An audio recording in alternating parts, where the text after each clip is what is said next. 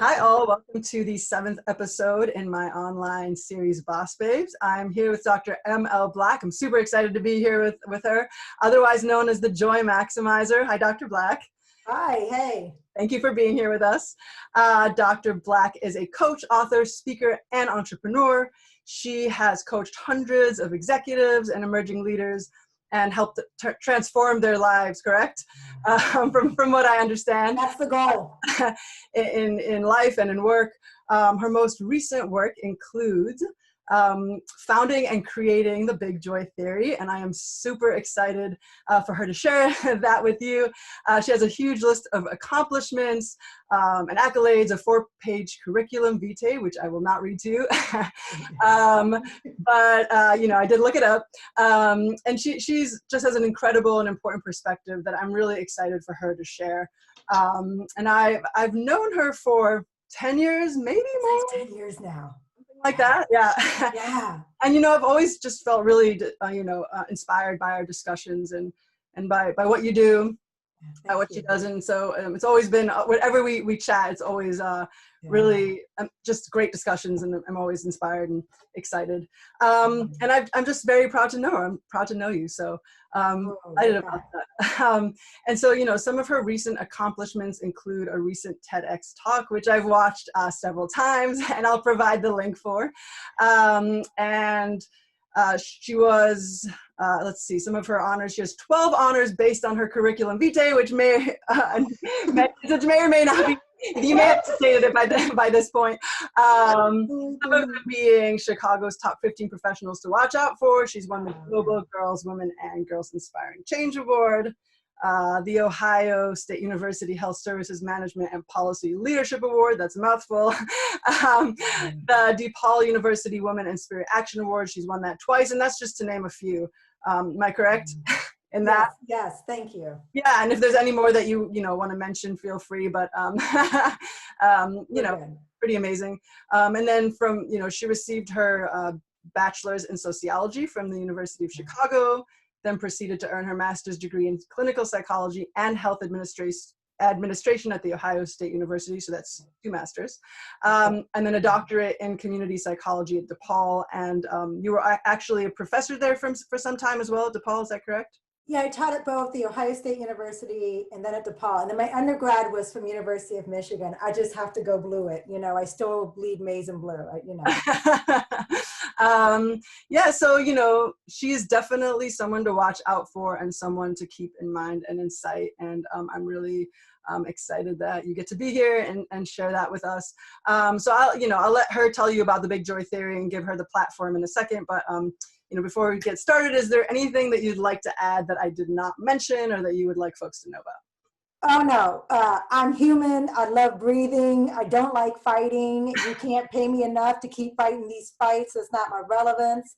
I'm so grateful to you. I have always enjoyed our connection. So this is even more fun for me. And I just love what you're doing. And I've watched some of the other episodes, and they're just fantastic. So thank you. Thank you. So without further ado, clearly you have a long list of accomplishments, but I do want to focus on your most recent endeavor, the Big Joy Theory. Does that work for you? Yeah, absolutely. Okay, perfect. So my first question to you is 2-part. So what is exactly the Big Joy Theory, and what led you to it? Yeah, so listen, in life, when I say I don't like fighting anymore, it just felt like life was one struggle after another. And that energy that we put into that, I've been living and leading through strengths, I love a good obstacle. I always have. I can beast mode if you actually put a wall in front of me. I'll just kind of fly over it. But I just got tired and bored, quite frankly, of all the struggles. And I thought one day, and I know I say this in the TEDx talk, but it really was my soul got bored and tired and weary for the journey. And I just finally looked around me, and I'm like, but nobody in my family has ever taken a breath that I've seen. Everybody's fighting themselves with their own internal conflict, or they're fighting someone else, acting like their conflict is someone else. You know how we project that inward, outward. There's all these struggles in society. And I thought, well, when are we going to breathe? you know, and I really hit me one day because I thought I looked at both my parents who are in their 70s now, and I was like, neither one of them has caught a breath.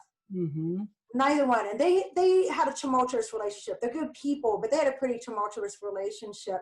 I really became a coach at the age of 8 because I had to coach them through their own marriage. But in that, I thought, well, they got a divorce like 20 something years ago, and still they're both fighting each other. They're both fighting for their own relevance in this world as African Americans. They're both doing that thing. And I thought, my God, when it hasn't stopped for them, it didn't stop for my grandparents. My grandfathers had passed, but my grandmother was still alive. Anyway, I say all this to say that I looked around the world and I thought, right, we have to choose to breathe right now.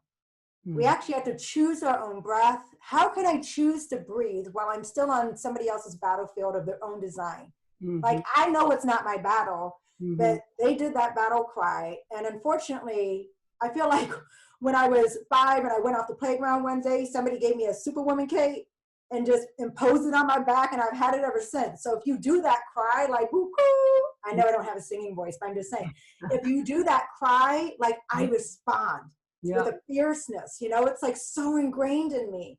And I thought, well, how am I going to get to breath if I keep responding?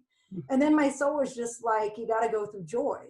And I thought, oh my gosh, joy. Like, who is that? What is that? Yeah.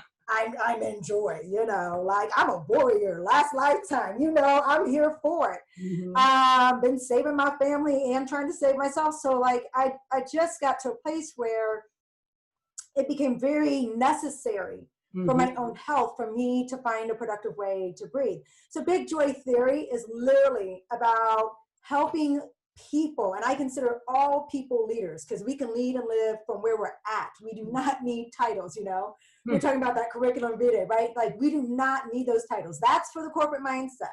That's for them, right?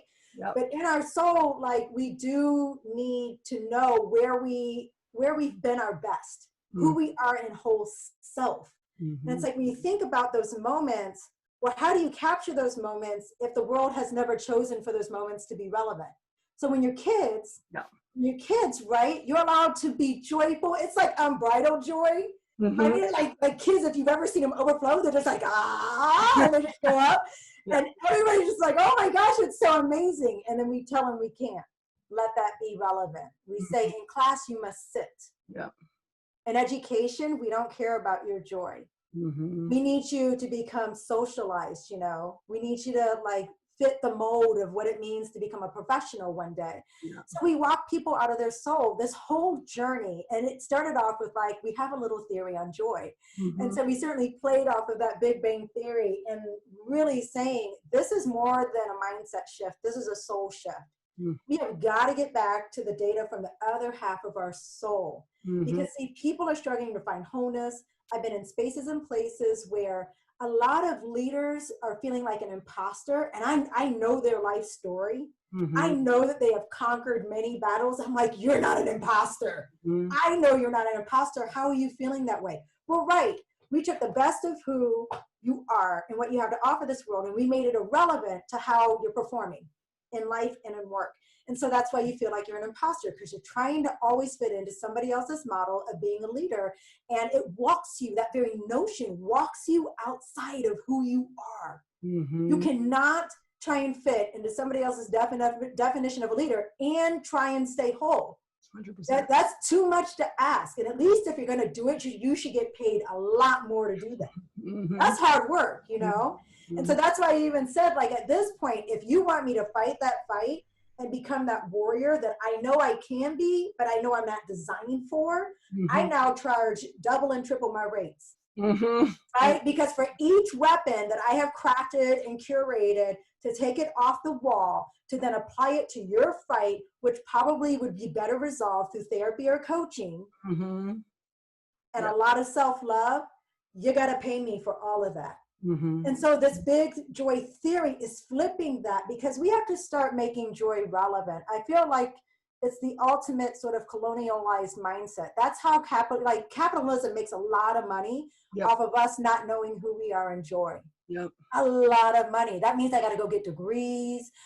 you know, to fight the relevance of the corporate mindset, to say that I and whoever I am in my identity and all my aspects of difference, because they can't find that unique and they keep making that a struggle for me, right? To prove my relevance, I'm going to go get all these degrees. So you're sort of like, oh, sorry, go ahead. No, go ahead. Well, so you're sort of just like, you know, helping people show up as who they are in whatever kind of, you know, kind of situation they're in, whether it's work or life or, you know, home, you know, and kind of bring the joy, like what makes them joyful to that, correct? Because why would we do anything else? Right. Why is it that people have to wait until they're 30 and 40 and can afford therapy and then coaching if they get involved in a leadership development program to become whole? That makes no sense. Kids are whole. Why don't we leave people whole? Which means you get to keep your joy. And then what if, can you imagine a world in which we just gave space and breath for kids to stay whole? So that in education, part of what we're looking for is how many experiences of authentic joy did we see each child have? Right? If the child had, how did it impact their peers? Is the teacher experiencing joy? Both my parents were educators, right? One of them actually got to some safe space and joy because they had like the right leadership at one of their schools. They actually had a decent experience. But the other one, it stole her ever-loving life. Like literally, it got so bad. I have never seen her be the same person again. Wow. And she gave 32 years to the school system, the educational system, students that she loved. She was one of the first women to, and I just love naming this because I think she's such a badass for this. She's one of the first women to ever do study abroad programs. She was doing study abroad to Europe, to France, because she was a Spanish teacher and a French teacher. She was doing it back in the 70s. Right? And so I just think that's so remarkable that she was doing. No, they stole her ever-loving soul. I have not seen my mother since all that stuff and debacle went down. Wow. So I just think, for what? Yeah, it's like sort of decolonizing education, you know. And we could do it, exactly, but we could do it in education. And if we do it in education, then we can do it in all forms of leadership. So here's a great example. So a lot of people will read like a new leadership model. Everybody should do these 5 things. I don't mind, you know, I'm not one of those people who's going to look at that list, but I don't mind the list. But here's the thing. If you don't know who you already are as an authentic leader, if that's not your understanding as foundation, then you can try anybody's list and it may and may not work. You're leaving it up to chance. A chance that that person's way of leading well in the world, which could be valuable to them and other people like them, is going to be relevant for you. So that's also in choosing that, right? You can't put your soul on like professional development workshops. We have to give space for you to know your soul. And then all these leadership development models, all these different models, those are tools for you to think about how can I bring my authentic leadership presence and engage with this tool so that I can become even more of who I am. That's so much unpacking to just like lead with your authentic self. It's so much and so much unpacking. So that's essentially, so you kind of help folks that seek you out, correct? Obviously they seek you out to sort of unpack that. And then from what I understand, I mean, there's, you know, you lead hundreds of people, or I mean, is it generally like, you know, a large amount of people? Is it small? Do you do, you know, kind of smaller workshops, bigger workshops? How does that work? Now, you kind of know me. And my top strength is I'm the maximizer, right? So I'm like here for you. We can rock and roll any way you want to. So we can go one-on-one, we can go small group, we can go 300 up to 300 people. I can partner with about 300 souls at once. Right now, that's sort of where I feel my soul would need more connection with each person to like really carry that forward. So 250 to 300, but to me, it's all the same work, right? Because when you present with people and we're talking about that soul work, people are engaging with you. And like, you can see their smiles, you can feel their energy turn on. You can, oh, I see you back there, right? And so sometimes you can do that in a conversation when you're tapping into the people's authentic selves, Mm-hmm. you can have a one-on-one conversation with somebody in a group of 300. It's so amazing. So it's so funny because I tell everybody I'm actually an introvert, and they're like, no. And I'm like, I totally am. Like, I'm going to go home, take a bath after this presentation. I won't talk to anybody except for my better half for the next 2 days. Uh-huh. But in that moment, because we're talking about joy, it's like I feel like I'm in a room with like souls who are just alive. Mm-hmm. It's so easy to communicate with people when they're alive and in that whole self moment. 100%. And you're turning those lights on. It's like, you know, we can see, hear, and feel each other in ways that we never could before. Yep. It's like you don't even really have to finish the sentence and people are like, I know what you're saying. I know what you're saying. So we have the one-on-one coaching, and actually, so what we're doing through the model, it's a little bit like Joy University. Mm-hmm. Awesome. Think about it that way, right? Yeah. So we are creating, we have the journey in the process. Yeah. We are creating content to meet people where they're at, so that you can jump into your journey into joy where it's right for you. Mm-hmm. Our assumption is you're already on the journey somewhere, because we know that despite challenges and struggles in life, you've been beast moding through joy the entire time. We just have to take it out of that memory space in our back and bring it forward. And then people go, oh my gosh, that's right. I remember this, I remember that. Okay. So we have the online courses will be up in about the next 30 days. Awesome. And then we have one-on-one coaching that can go along with that. We're going to have a joy hackery, because my better half and business partner can hack away at some joy. That's where you can sit in that traditional university course classroom and really have one-on that group and one-on-one partnership from the leader, the facilitator, to go on to your journey into joy. We have the workbook, we have the ebook. Awesome. We're rewriting the book. We've got it all for you, because we're trying to really help people. Some people might be in fear about, hey, you know what? I've been in the shadow world a long time and that feels comfortable. Yep, 100%. Actually, that light is what terrifies me. And we're kind of like, nope, go into the light. That is actually less risky for you to go into the light. It's just, you have a comfort, unfortunately, almost like that underworld, that upside down world. It's just a comfort. And when you're in those dark places, that bright light, that's what feels scary. But that bright light is actually all of you. It's nothing more than you. It's your own light. So go in there, and then we can partner with you on that journey so that you get comfortable leading and living from your own joy. Yeah, I know we had a discussion before this interview, and you asked me something. You said, you said that you basically asked people what's the first moment of joy you remember? And it was so interesting for me, because I've never thought about that or been asked that, and I've been in therapy for a long time, and it's always kind of we've never kind of gone over what's your first moment of joy, and just kind of thinking about that. And something in your TEDx talk that you say is, we kind of think of joy as a moment, but not as the whole thing, right? We think of the struggle as the whole thing, and then joy as a moment, but why not think about the whole thing as joy? That is the critical point. So we say joy is not a moment. Actually, happiness is the moment. Happiness is the moment. So happiness is like drinking coffee in the morning, right? Yeah. And it fills you up, and then you got that woo, at whatever time it happens to you, right? Okay, and you got to go fill it back up.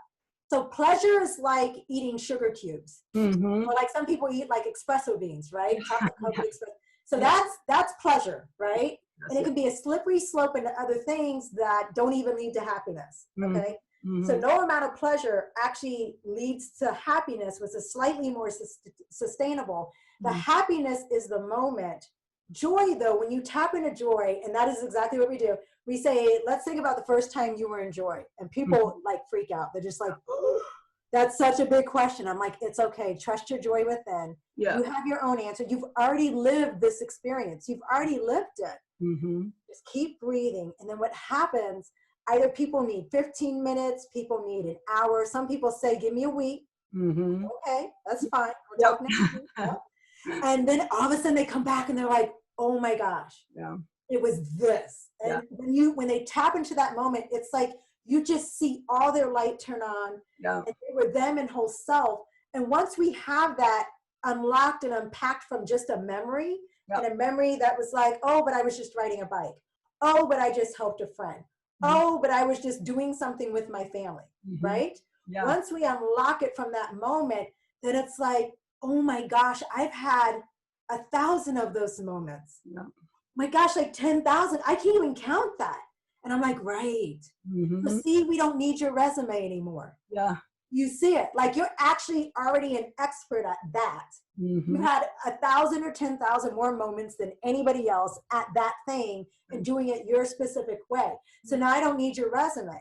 Now I'm just curious about really naming and honoring all the moments that you had that. And then once we understand those moments, then we can say, okay, now, how do we engage with you in this world in a way where you get a moment like that, an experience of that every day? How do you get 3 experiences of joy every day? How do you get 5? I have like 3 to 5 experiences of joy every day. I've designed my life around that. I went from 3 to 4 a year to making certain I had 2 a quarter, to making certain I had 3 monthly, to making it certain I said, oh, if I can get to monthly, oh, I can get to every week. And then, oh my, no, I could do it every day. And so the entire business for the past, because I've been on this journey for a while, so probably for the past 8 to 10 years, the entire business is driven by just, do I have experiences where I feel whole and in my joy? And if we're doing that, are we being who we want to be? Check, done. Don't have to wait till this lifetime is over. It's done today, right? Don't have to worry about tomorrow, because if I did it today, right? Yes. And I'll do it tomorrow. I can trust my joy within. And then 2, am I achieving that meaningful impact in the world? The joy and the way that we connect with each other through joy, it's like radiates. Yeah. So it's like, again, that clarity, like just like presenting in that audience is already there. So yep, that's another check. And then the third thing is, actually I can just sustain that. And then the final thing is people say, but ooh, can I make money at it? Yeah. Like, really, can you make money being the best version of you ever?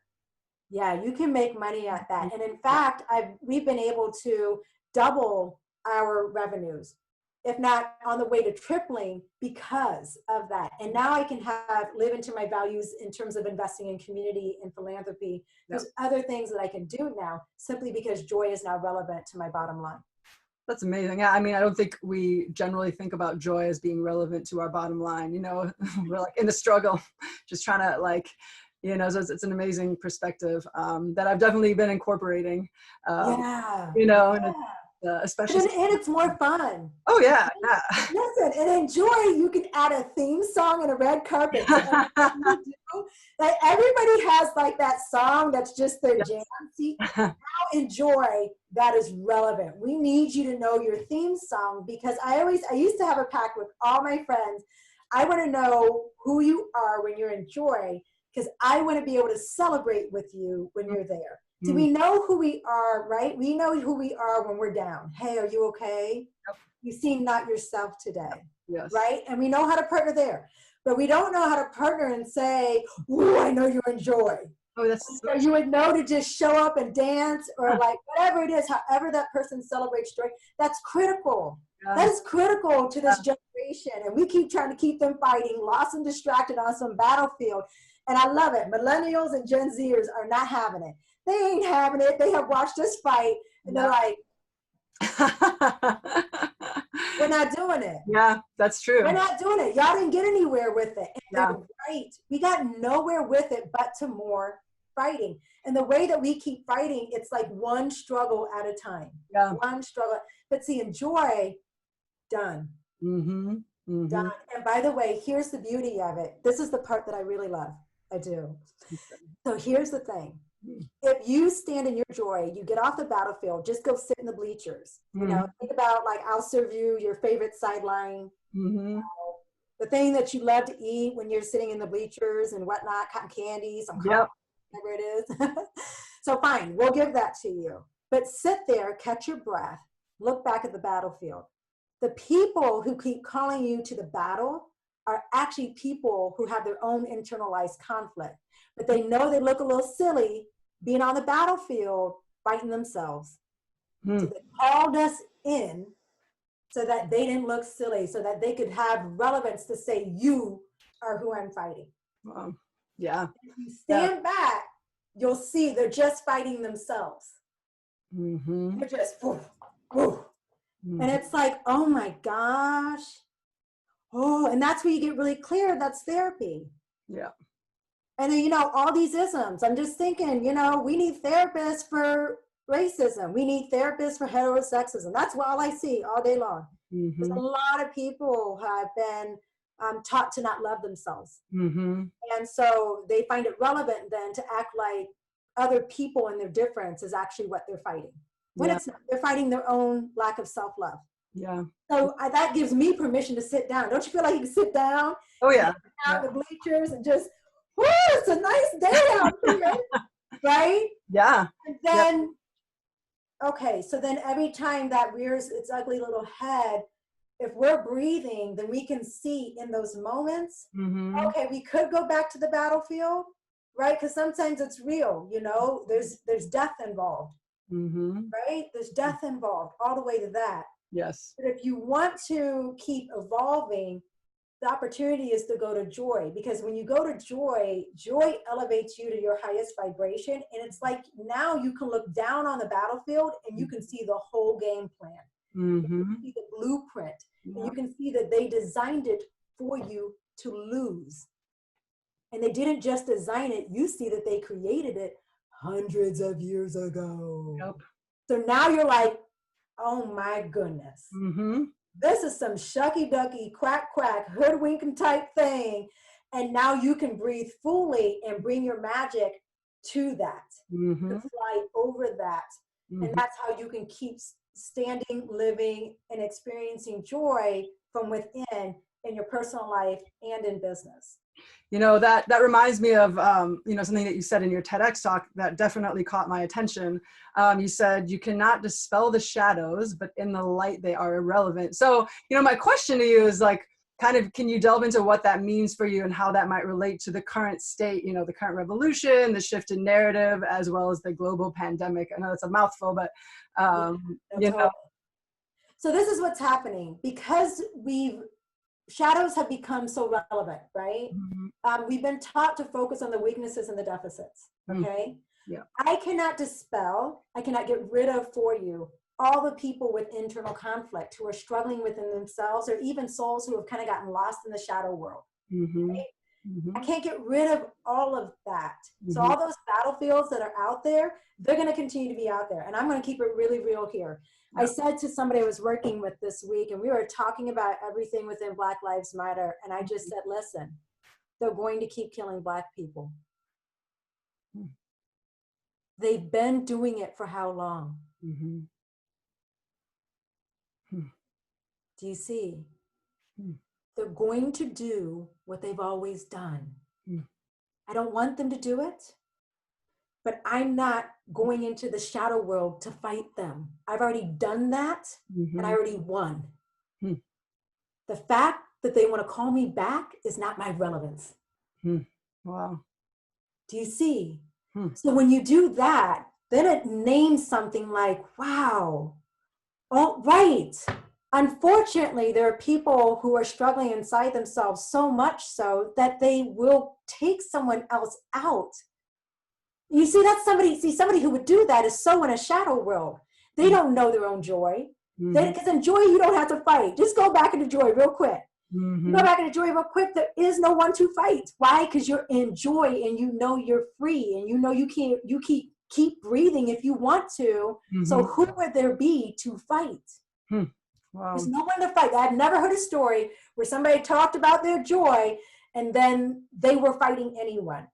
You can feel their freedom and their permission to be and breathe. You don't need to conjure stories in your head about what somebody else did to you or what they're going to do to you, and convert things about self-love like Black Lives Matter into that means white lives don't matter.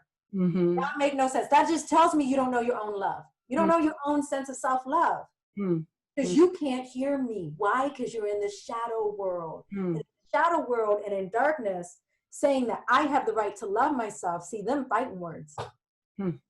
Those are fighting words. Yeah. And you see, so at some level, like I'm continuing to do the work and to elevate people into joy, because I feel that leadership is really, once we conquer who can sit at the table and see and be and experience themselves as a leader, then we will have addressed all the isms. That's always been my heart and soul. I mean, all of it, right? Yeah. Because I'm always trying to, you know, address all the isms all at once, because I ain't got no time for one ism at a time. I ain't got no time for that, right? Saying like, sorry, go ahead. Well, no, I was just going to say, because I'm an intersectional being, and I know that. Yep. So my soul ain't got no time for, so we just going to talk about race and skin color. Like, I ain't got no. We're going to talk about gender. We're going to talk about heterosexism. We're going to talk about ability level. We're going to talk about it all. Because that's who I am. Yeah. Yeah. So like, would you say that then kind of bringing joy, like, are you saying that you can shift kind of the narrative and the perspective and, you know, sort of what's happening now, but you can do it in a way that kind of is based out of joy? Or like, do you know what I'm trying to say? Like wanting to shift the narrative, right? Because clearly we don't want things to stay as they are. Right. Well, at least from my perspective, right? Like, you know, in the sense that like, we don't want things to stay as they are, but then like, so are you saying that like you can actually shift how things are and how things are kind of happening, and the narrative can change and the revolution can happen, but from like a place of joy? Is that sort of like, so that is sort of it, and I love it, because you're holding me accountable, because I got gone, right? Explain the shadow work. Okay, listen, if we're not going to live and lead from the shadows, then what I find is most people say, well, what are we going to do, right? Because people of difference and who have experienced oppression their whole life have gotten into the narrative and the belief, I am my struggle. To be Black woman in America is like, so I cannot step off, and I now see my identity as one of struggle. That's the ultimate hoodwinkness, right? Yeah, I see. Woo! That's full on internalize the whole thing, to think that my identity is that. Okay, so here's what a couple of things I'll say. When you are in joy, you know that you have the right to be the subject matter of your own existence. Oh my gosh, you do not have to exist for somebody else's struggle. You do not. I see that. Yeah. When you know you're the subject matter of your own existence, then the question comes up, what am I here to do? In my own right, in my own soul, strengths, everything that I stand for. And then it's like, oh, I was here to do this thing over here. I see what you're saying. Yeah. Now, so it shifts, it's the same revolution, but from a different side, right? Right? One is on the battlefield. The other one is, how do we build pathways of systematic joy? Knowing that the entire system was designed to keep people oppressed, because that's the game, right? Yeah. Okay. So then how are we ever going to breathe in a system that was designed to keep people oppressed? Oh, right. I'm not going to, because the system was designed for me to never breathe. I see what you're saying. Yep. So, okay, let me be the subject matter of my own existence, go into my own world where I breathe freely. Hello. I breathe freely in my own right. I breathe, like, that is my relevance in this life, is to be able to breathe. The minute I was born, I had that relevance. So now that I name and honor that, and know that I have the right to keep breathing, I'm gonna go ahead and build pathways of systematic joy. Because that inspires my soul forward. It gives me relevance. It gives relevance to people who can stand in their light, who have been doing it since whenever time they came into this world, who have been doing it despite struggle. See, what happens is if we stay in the world of oppression, the struggle becomes the data. And in joy, the data becomes the overcoming. Wait, say that one more time, the last piece. Yeah, right? I know. If we stay in oppression, the data is that we are struggling. We are still struggling. That's the data. In joy, the data is that we have already overcome. So see, I don't have to go back to your battlefield. It's beautiful. You see? And I breathe. I get to breathe every day and be me. And I can see your struggle for what it is. And I understand your internal conflict. And I also know, as a subject matter of my own existence, it is not my relevance to be your therapist unless I am Mhm. a psychologist and you will pay me. Yeah, 100%. See, Yes. right? Yes, I see what you're saying. So, I mean, I am a psychologist and I am a coach, so I'm happy to do that work. I tell people all the time, I'm so sorry, I just have not gotten to everyone. I'm so sorry. Yeah. I'm working on it. I'm working on it. But that's exactly why we created Big Joy Theory, because we realized it was time to get to that.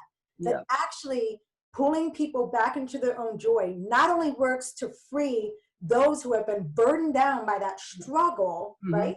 Yeah. But it also helps those who are burdened down thinking that they got to oppress everybody to try and find wholeness that they too already had when they were born. Yeah. Think about all the hate groups, right? Mhm. Most people who are involved in those groups who make it their relevance to fight and fight and fight Yeah. usually were told somewhere along their journey that they were not worth loving.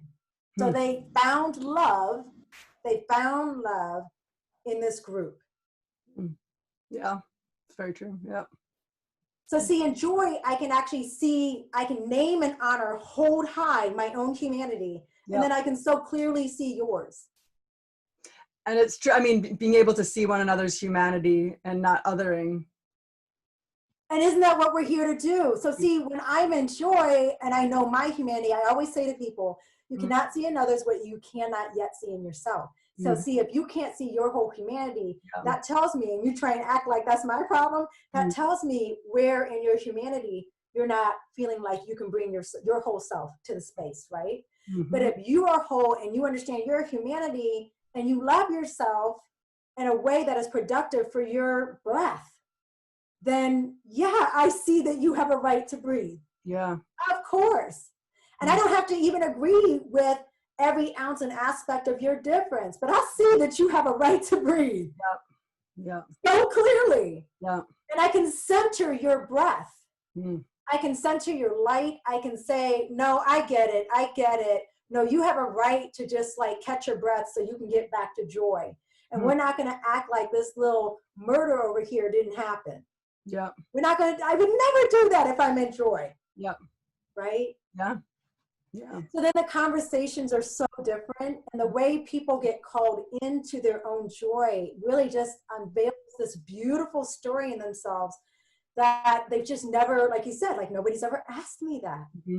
Nobody's ever, like that's never been relevant, and that's the importance of it, so that people aren't running around the world trying with like bullet points in front of their soul, trying to like be somebody else's version of a leader that they could never be. Yeah. Wondering why they don't feel comfortable asking for a raise or understanding their own self-worth, right? Wondering why and why and why, when in joy, oh no, I'm gonna add a zero to that. I've been a badass on that one since playground. Don't mess with me. People now, like they try, you know, in working with mostly organizations who want to try on this type of model, right? To say, you know, actually, we want to go on that journey into joy. And a lot of times it comes to the question, well, how long have you been doing this? That's my corporate mindset voice. Yeah. So when that happens, you know, I just go, you know, I've been doing this since the playground. Yeah. In the second grade, I just tell a story about when I was in the second grade. And they're like, oh my gosh. You know, I remember something I did when I was in the fifth grade. And you see, now we're having a conversation. And I'm like, okay, let's talk, because I'm not here to contract. I don't have time for that relevance. I know how to do it, but I want to get to the work. That's what I'm here for. So I want to talk about it in a way in which our humanity, like our collective humanity, can engage and start co-creating. And I think that's critical. You mentioned COVID. And I think it's critical right now, right? Because now I love it. We used to say the future of work was going to change. The future of work is going to change. So get ready for it, everyone. And now it's like, it's here. So this whole weird like dichotomy that we have between the personal and professional, go. Oh, that's so true. Actually just be human and still get good shit done. Amazing. Right. Totally. Yes. We haven't been doing it the whole time. Yes. So now we can see that there's more permission. We can step in. We can hold that space. We just feel that joy is so productive to name owning that in a way where that wall, that like superficial wall, that fractioning of our own humanity could never happen again. When you're a child, you can be socialized out of your joy, right? Yes. We work hard to socialize that out of them. You know, young person in a classroom and they express joy. Shh. Yeah. Calm down. What are you guys doing over there? 100%. Right? Yes. As an adult, when you get it back, it's so refreshing. It's like your soul knows it. Yeah. Your head, your brain may take some time to like rewire, but your soul will go, whoo. Mm-hmm. And you'll just come in a way that you'll never let it go again because it feels so much better. It's so much better that it's like falling in love when you've been dating the wrong person. The sex was good, you know. Yeah. Good, you know. I get it. The sex was good, but now like woo. Mm-hmm. And you've got you're in that productive love where you're allowed to love yourself and they love themselves and y'all just doing something different. Mm-hmm. That is the equivalent of going from that happyology mindset into joy. Yeah. Yeah. Yeah. I mean, there's so much to unpack and like so many things I want to say or chat about. And, you know, it's really interesting, you know, the whole COVID thing and just having people work from home. It's like, I'm seeing people outside, like sitting in a sunny spot in their like sweatshirt and, you know, or not sweatshirt or like t-shirt or whatever. And they're still getting good things done and good work done. And, yeah, really like shifting that whole perspective where you have to perform.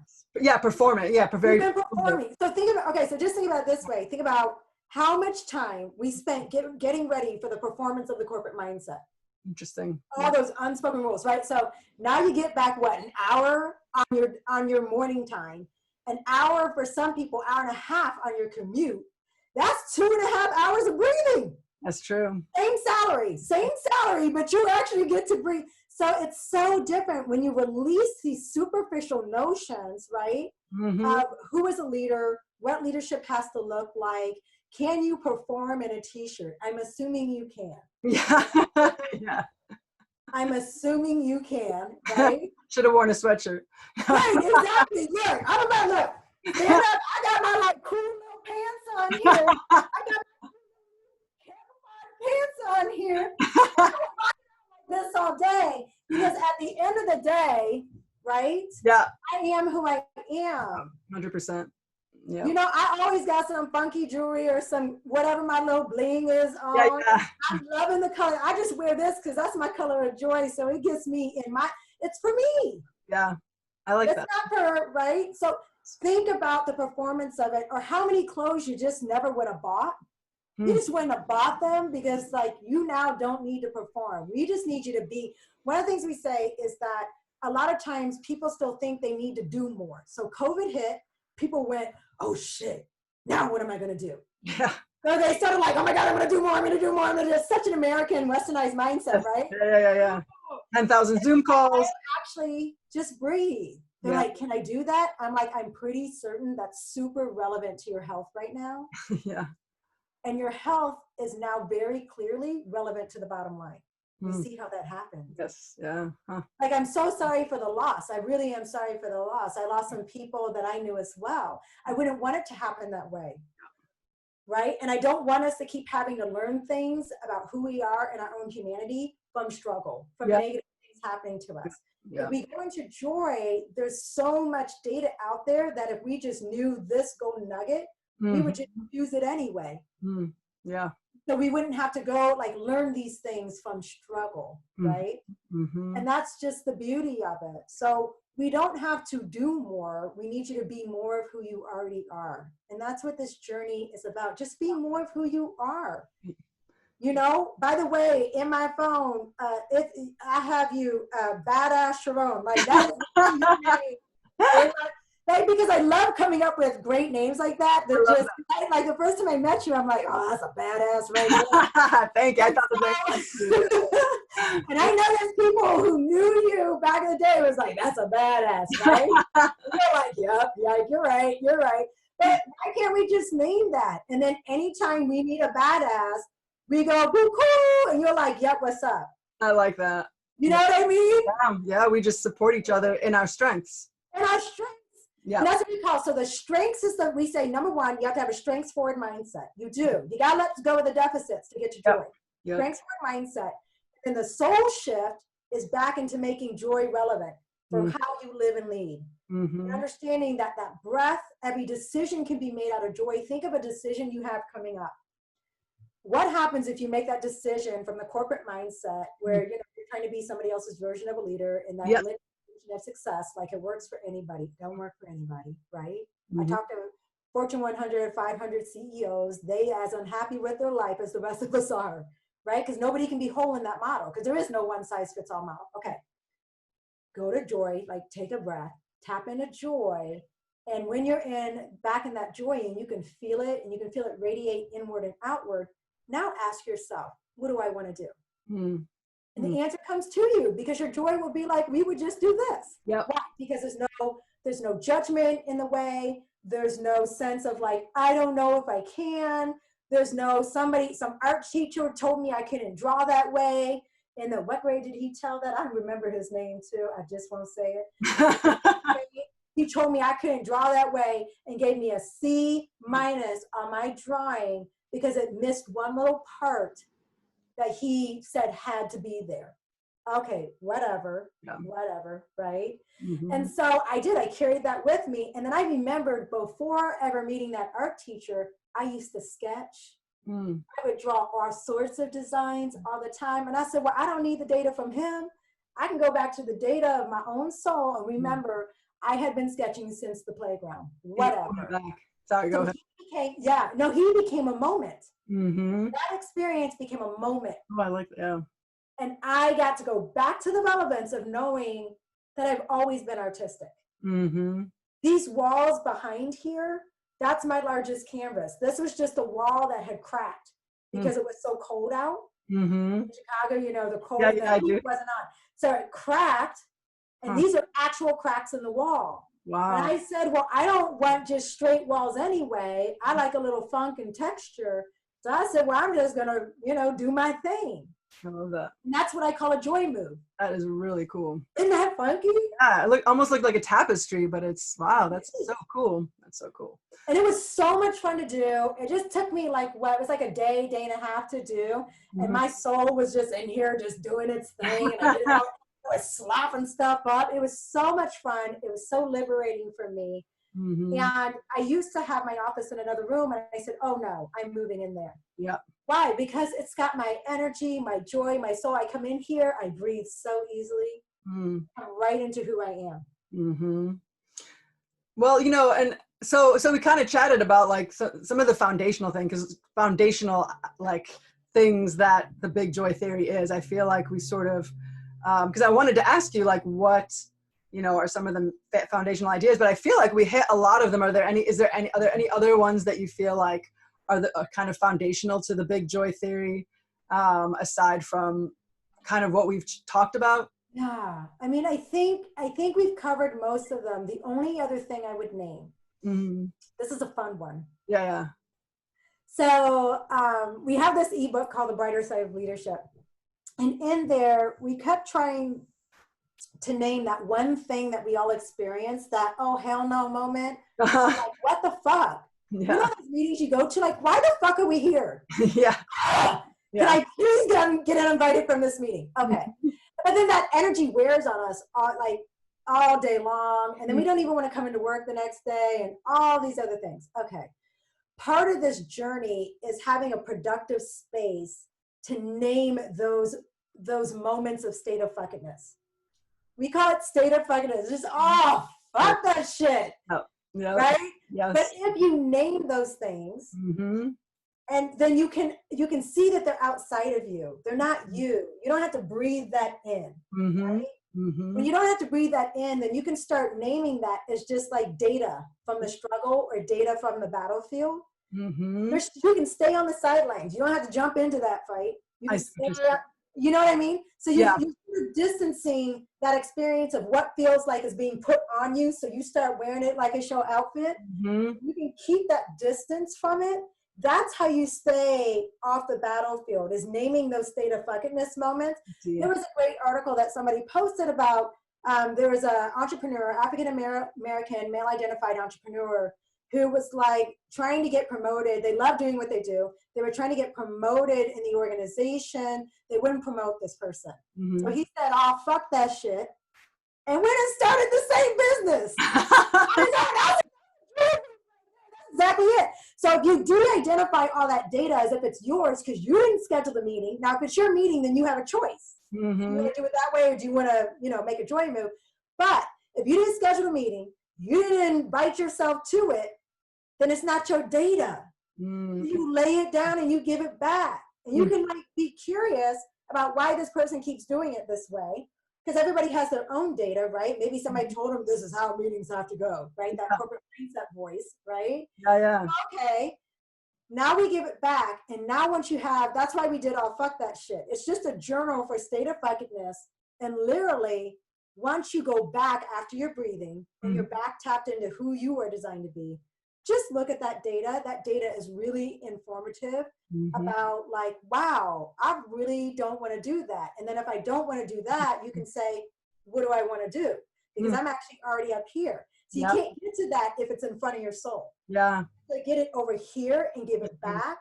Then you can breathe and go, well, what do I want to do? And some of that data might be like the fucking meeting, the fucking project, the fucking boss, the fucking organization. So once it gets to the boss and the organization, well, that might be permission to go get a better job that matches your soul. Yeah. You don't have to stay there and fight the good fight trying to make something work that your soul is like, this don't work. Yeah. This don't work. Can we stop showing up here? So it's like you're putting it outside of yourself in a way rather than having it own you, you own it kind of situation, right? So, okay, this is the final thing I'll say. This is the final thing. Okay, so we say, and in this journey, it was like so clear. We spend so much of our lives trying to work so that we can one day live and lead in joy. Yeah. So we are working for joy. Yeah. Joy works for us. Joy works for us. Just go into joy and let it work for you. So much easier. Yeah, that's beautiful. So much freer, right? Oh, I just feel like I got to put my smooth jazz station on. Just go like, oh my, right. Yeah. Right. So you're saying I don't have to keep, and I'm like, well, you don't. You'll have questions about, okay, well then where am I going to get that job? But look, the world is changing. A lot of the ways in which we looked at work, they're shifting and moving. You can go become an independent consultant. I think everybody's a free agent anyway. We're just like saying, hey, you're my primary contract. Yep. You're my primary contract, organization A. Yep. But you can always be free to work with other people. So we don't have to be beholden to this very status quo mindset of how we see ourselves as living and leading in the world. And that's the final key nugget, because once you do that, then people get gone in freedom. I literally have had people just come up out of this office. We're sitting here, they're over there, we're sitting here, and they're like, I get it. Oh my gosh. Yeah. I've always been free. So I can go do whatever. I'm like, yes. And then they just like float on out. And I'm just like, come back whenever you need me. Like I'm here for you. They're like, I know. But, and then they get gone in life. And it's just, and they might write back in a year. Oh my gosh. Like once we did that, I knew what I was designed to do. I've cultivated my life around that. I am so at peace with my family. I am so in peace with my community. I was never trying to make $300,000 a year. Actually, I'm good with making my $80,000. That's what I want. And I just love this. And they can do that in joy, and they don't have to go through the traditional rabbit holes or climbing up other people's mountains to try and figure out who they are. So that's the sort of the final component. And we just look for people to be like, got it. And then they just stand up and they take off. It's amazing. It's amazing. It must be, I mean, just kind of seeing that in folks that you've worked with must be such an incredible. It's so, and you can see now in an audience of like 250, 300, all these souls start turning on, and I'm like literally trying to contain myself, because I'm like, my joy goes super big, and I'm up there talking like, but I see you. right? And my joy is getting bigger because I'm receiving their joy. Yeah. But that's the power of it. And this, oh, I will say this, and I told you I'm going to stop talking. Here's the final thing, right? So you go into joy, and then your joy is radiating. So when you authentically experience your joy, people feel they like feel that permission to go into theirs. Yeah. So they start having authentic experiences of who they are. Yeah. That is magic. Yeah. It lasts, think about it, when you're in joy, it can last for the rest of the day. You would just, oh, you're in a good mood. Oh, it's so true. It's right? So, I mean, because yeah, I mean, you can walk into a room, and if you're not, like, if your energy is not there, I mean, that's also very, you know, it's a very powerful thing. And I think oftentimes we notice when people are coming in kind of with a negative attitude, and we let that affect us. But how beautiful is it to have that joy? I mean, and that joy too. I mean, I guess, you know, they're both, it's just very palpable on either end, you know, what I mean, is what I'm saying. We've just been taught to track the negative data. Yeah, exactly. That's it. Yeah. So, you know, and it's okay. You know, again, I can't get rid of all the shadows. For Difficult times and challenges will occur. Absolutely. I will. That's real. I mean, difficult time. That's real stuff. But guess what? It's called change. And instead of change being a monster, change can be a part of our own evolution. So a lot of challenges are being received as negative, and I'm like, you know, that one might be here for you. That one might be here for you to choose something different. It might be here for you to like actually elevate through like an opportunity. Yeah. And so not all change is that change, but again, we're taught that as well. Yeah. So we often say change is simply your own evolution. Like we say change is constant, but then we fear it every time it shows up. Oh, we're so used to like a specific kind of, it's just a comfort. And we kind of have this idea that this is always how it's going to be, but. Always how, yeah. And it's like, so here we have people fighting to get back the 80s. So they want to stay stagnant. I'm like, oh my, y'all must really be lost. Y'all want to stay stagnant. Y'all want to grow no more. That's it. You were done with life. Yeah. You know what I'm saying? Yeah. Yeah. That's why I love culture and diversity. Why? Because I'm like, ooh, you know, more data for my soul to understand how people express their own sense of self and authenticity in the world. Interesting. Ooh, and that can keep me growing. It can even give me permission to say, oh wow, you know, had we had a different or expanded understanding of pronouns on the playground, oh my gosh, I would have been like they, them, theirs. Absolutely, right? I know my soul. I know my soul. So in the second grade, I'd have been like, yeah, that's me. That's me. Instead, I spent a lifetime telling everybody I'm not a girly girl. No, I'm an 80s tomboy. Yeah. Yep. Which has its own weird complications to it. Right? Oh yeah, 100%. Yeah, so that journey could have just gone away had we just let people be their full expression and been comfortable. Like, oh, I love LGBTQ culture because there's a growing list of perspectives and language. Yeah.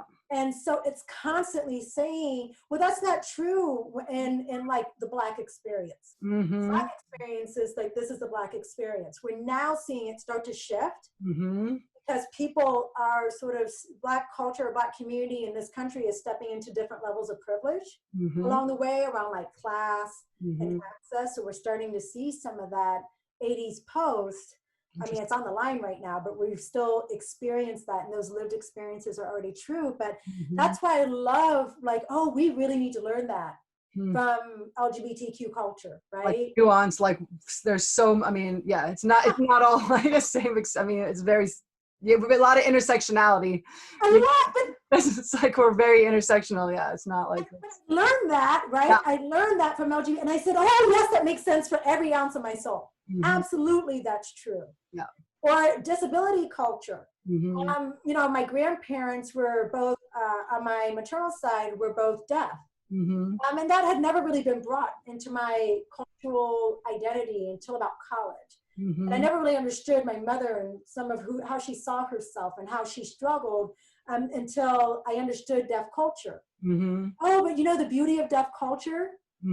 very expressive sometimes. Yeah. Very expressive. So my whole family on that side, Interesting. all my biological relatives are very, very expressive. Wow. And so people like, that's why people think I'm an extrovert. I'm like, no, I'm just expressive. Nope, that's deaf culture. Wow. Huh. That's deaf culture. That's not, I'm not an extrovert, right? I'm just really super expressive. Huh. And so it freed my soul in different ways, all these different aspects of, you know, learning about people's cultural identities. I was like, oh no, that's true for my soul too. Okay, I see how you experienced it in your identities. And I'm curious about how we can take the best of each culture, best of all the cultural identities, and carry that forward. I call that cultural joy. I love that. You see, when are we going to talk about that? It's beautiful. Yeah. So I am going to stop talking. I'm going to stop talking. No, I mean, there's so much. Like, I mean, I could ask you so many. I mean, yeah, we could have this discussion for a long time, for quite a while. And like I said, I always love, you know, talking with you and hearing your perspective and just sharing mine. You know, so if someone was to you know, want to seek you out, or you know, how does kind of what does that look like for folks? Because I will put a link out there, and awesome. I'll ask you another question related to that after this one. Okay. So I'll say, number one, go into your own light, you'll see mine. I'm going to say that, number one, okay? I mean that sincerely. Go into your own light, you will see mine, and I will be there. No problem. In the physical world, certainly. I get it. Yeah. Okay, so in the physical world, listen, Dr. MLBlack on LinkedIn. We have the website, bigjoytheory.com. We're Instagram, I'm the Joy Maximizer. Those are the ways, like the way I say it is, if your soul feels like it's sort of in the shadows and it needs that inspiration to start choosing joy, Joy Maximizer Instagram. If you're ready for like more content, I would do something like LinkedIn, or if you're thinking about joy and how it relates to your professional life, I would do LinkedIn. If you're ready to join us, I would start downloading things that we have available on the website, because that's how we're going to start communicating and rolling things out. Like I said, we've got the ebook, we've got a lookbook on joy, we've got videos on joy already, but then we're coming out with 3 online courses on joy. Right? And then we're going to have the full joy hacker. So all those things, we're building our on-ramp into joy right now, because we're trying to really listen to the world and what it would mean to partner with this world in building that pathway of systematic joy. So everybody has their data from within, and we'd be happy to be a partner on that journey. So that's what it looks like. We've worked with organizations to shift their culture into joy. Oh, it's amazing. But here's what it really requires. It requires that everybody choose joy within. But isn't that what it always required? We can't keep having these conversations like we just got to process them. We're going to go do workshops. No, we're going to come on in. We're going to sit down with each of your souls and have a conversation on joy. So that's how you can find us.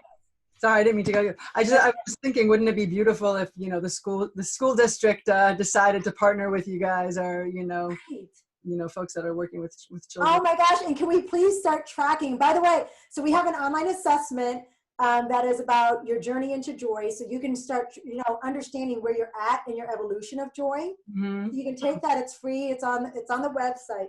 But we also have, and it's only like $3 or $4, we also have the joy tracker. So you can track joy and how it shows up in your daily lives, because that's what we want to do. We want to get to the point where we can work with people to say, this is what joy looks like from all your students. This is what joy looks like from all of your leaders at your organization. See, I didn't say employees, because you don't really own nobody like that. Yeah. I like your that. leaders at your organization, because once we understand that, then we understand we're a community. We're a community, and we're all focused, and we agreed to work here, but our collective model of accountability doesn't have to be on tracking weaknesses. It can be on joy. And so wouldn't it be great to have that, and then to trust our joy within and know that it'll resonate with those who it's designed to connect with. So it's not ROI, and we don't have to lie, steal, and cheat, and whatever it is that we do that calls our own humanity into question. Love that. So now we can just trust our joy within. There's enough money. There's enough money. right? We don't have to compete for it the way that we're doing it. Yeah. Yep. Okay, so you have one more question. Well, I have several more questions, but I'll just ask a couple more and then we'll. Okay.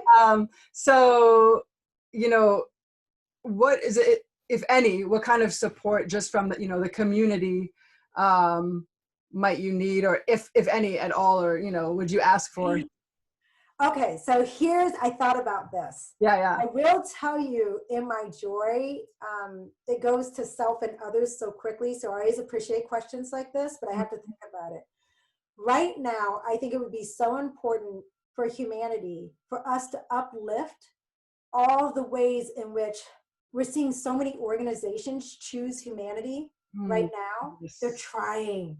Yes, so I would say, give it some love, give it some light. If you want, we do a hashtag joy move, because we're trying to get people to track that, because that's the pathway. So if you see a joy move and you want us to know about it, then hashtag joy move so we can pick it up, because then we're going to say, do you see, this is the pathway. This is what's resonating with organizations and the people that they're serving. So that's the pathway. I love that. That's what we really need help doing, because we can't be everywhere. And there's not enough people online really saying what we're doing is following that joy. Interesting. Is it like we don't have that language yet? But if we can call it a joy move and go like that, and it's just that move where you go, that's how you do it. I like that. So like collecting data. What is that? I didn't mean to cut you off. So collecting data, essentially, yeah? That's what we need, is to collect the data on joy, but we need it from all of humanity, right? To know, okay, that's what it looks like here, and that's what it looks like here. And then if we honor all of that, then we'll see all the pathways. That's what I'm here to do in this world. I will see all the pathways. Just give me the data. I love that. Right? Yeah, that's amazing. It's beautiful. Yeah. I'm so excited to see what the future holds for the Big Joy Theory, and for you. It'll be amazing to see. It'll be joyful. Yeah, yes, it will be. And so, like, last sort of question is, so if I was an entrepreneur or wanted to kind of get into that, and I think you probably answered this question, but I guess I just wanted to ask it sort of more directly. What would you tell an entrepreneur or someone who wants to kind of make that move? How might you encourage them to kind of achieve that and get to that place? And I know we kind of talked a lot about that, a little bit about that, shifting the mindset and all of that. So, but I still wanted to ask it directly. Yeah, I think actually I appreciate that. It's an important question, because entrepreneurialism for so many people, like, this is the status quo. We're supposed to work for people. It feels like a risk to be an entrepreneur still, right? And I'm like, no, you've been a free agent. You've been a free agent your entire life. The risk is to stay where you know you are not happy. Yeah. That's the risk. The risk is to not bring your product or service to the market because you know it's not working over here. So if you don't do it, we won't learn from it. We won't benefit from it. So that's why I say number one is say, trust yourself. If it's become a problem for you, it's become a problem for other people. If you have a solution, bring it. Interesting. Number two, I would say, really, an entrepreneurial journey that's so laden with all these negative triggers, like you got to listen to this person because they're your investor. You got to compromise yourself to get that money, all of these different things. See, that corporate mindset comes right on in, because a lot of the investors grew up in corporations. A lot of the investors never were entrepreneurs themselves. They never found their own freedom or their own joy. So they bring all those traditional rules, right? Unspoken guidelines. They bring it all over to entrepreneurialism. So listen, know who you are through joy. Know what it means to partner with people who can see and honor your joy. Like that. So I will only partner with people who can see, name, and honor my joy, right? Because that is where I know we can co-create together, 100%. Right? And that's where I know we don't have to make those types of bottom line decisions. At Big Joy Theory, we called it build a model of trust on joy. I like so that. I used to have a criteria in my model of trust that was like, I like some ride or die people. And I still kind of do. I still kind of do. You know what I'm saying? But then I realized so much of that energy is still from that survival mindset. That's true. Right? So I was like, no, enjoy. I like people. I was like, what am I really trying to say? I said, no, I like people who know the wisdom of their own smile. That's what I'm talking about. I know the wisdom of your own joy, because then you will hear mine, and you won't feel the need to weaponize mine. Yeah. Well, how do you know X, Y, and Z? Can I see your curriculum vitae? No, thank you. Yeah, right? yeah. Like if somebody asks me that, I'm like, I'm not the right person for you. Yeah. Because that tells me you're operating off of that corporate mindset. And I'm like, I'm here. There's no struggle here. What I said wasn't negative. I was actually just naming, like, that is like, okay, let me say it this way. Enjoy the ways in which I don't perform in the corporate mindset. Like, I suck at scheduling. Enjoy, who the fuck cares? Or to be a scheduler, that was not enjoy for me, right? Yeah, I like that. As an entrepreneur, I don't have to own that. I don't have to bring all this judgment and that curriculum vitae to this space.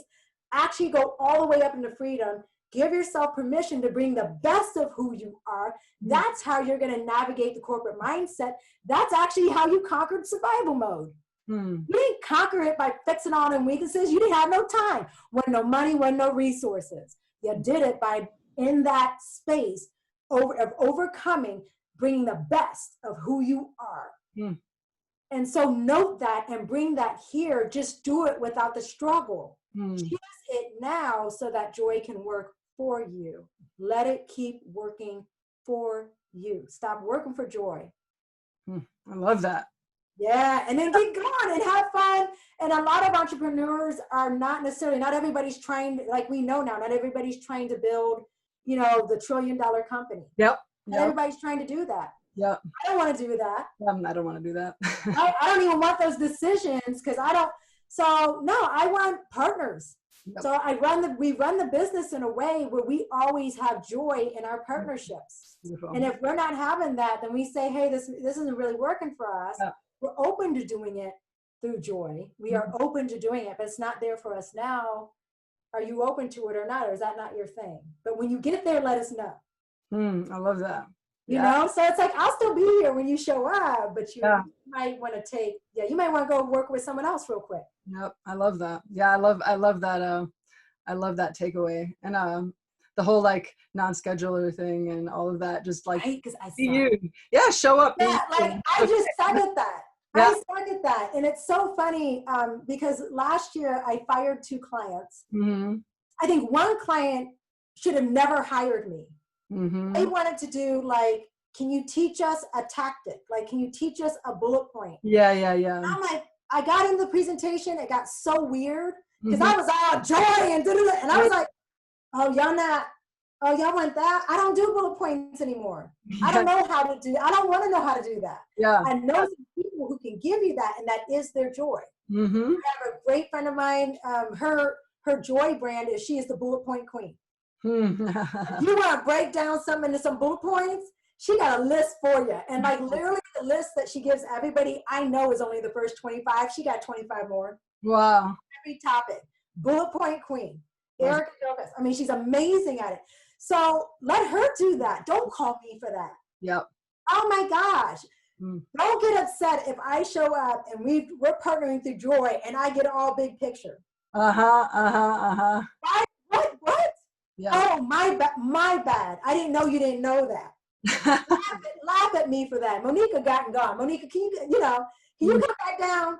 Can you come back down? And can you land that? I'm like, I can come to 5,000. Yeah. Well, I can partner with you there, but you can release the state of fuckingness on it. Release the fact that there's anything negative about it. That's who I am. It's what I'm designed to do. I'm a 5'4" ex-high jumper who jumps 6'2". If you think I don't do big picture, I don't know what you think about me. Yeah, you're like, I'm not the one. Field you want. Yeah. That's okay. Come on in. And when I go all big picture, smile and laugh. Hey, can you come back? Can you tell me what that means over here? And I'll ask you, okay, tell me where you at. 3 bus stops back or 5? And they're like 8 bus stops back and around the corner. I'm still on Jackson. And I'm like, oh, okay, got it. Okay. And I'll come sit next to you there. And we'll talk and I'll be like, okay, now get on the bus. And it's so much more fun. Yes. So that's the way you can do it when you free yourself into the fullness of who you are in whole self through joy as a leader, as an entrepreneur, the data that not everybody is following you and not everybody is investing in you, that's not the data. The data is that you have an incredible solution and it's resonating with the market, and you're curious about how it's going to resonate even more. I love that. I love it. That's a great like kind of place to leave it at. Yeah, beautiful. Well, you know, thank you so much for joining and sharing your perspective with everyone. I'm so honored, and I'll definitely put your link on the website and your TEDx talk up and all of that. And you know, before we just kind of say goodbyes, or anything else that you know you wanted to say, or you want to say, or you want people to know before we say au revoir? The only thing I'll say to you and to everyone is literally from my soul to yours, I send you all the light, love, and joy that the world has to offer in every moment of every day. Let it be your evolution. I'm here for you whenever you're ready. That's it. Thank you. I love that. We will chat soon. Alrighty. Yeah. Thank you. Thank you. Bye. Bye.